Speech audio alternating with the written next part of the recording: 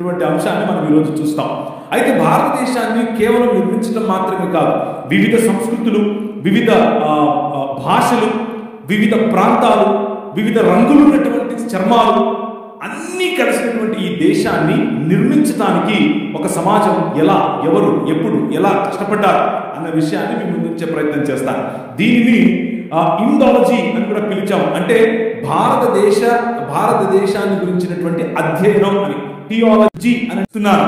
మీకు Roman citizenship ఉంటే justice అనగా న్యాయం ఇస్తున్నాను. ఈ మూడు మాటలు చెప్పి అనేకులను ఆకర్షించాడు. అనేక రాజ్యాలు రోమాలో కలిశాయి. ఆ రోజులో ఉన్నటువంటి మాట all roads lead to Rome. అన్ని మార్గాలు లాస్ట్కి ఎక్కడికి వెళ్తాయి?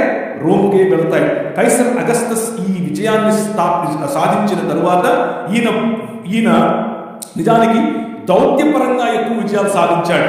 కొట్లాటల కంటే కూడా, లేకపోతే యుద్ధాల కంటే కూడా దౌత్యపరమైన యుద్ధాలు ఎక్కువగా, అంటే ఒత్తిడి తీసుకుని వచ్చి ఇలాంటి ఆఫర్స్ ఇచ్చి అనేకులను తనతో కలుపుకున్నాడు. ఆయన కుమారుడు, ఆయనకు కొడుకులు లేకపోతే ఒక కొడుకును దత్తత తీసుకున్నాడు.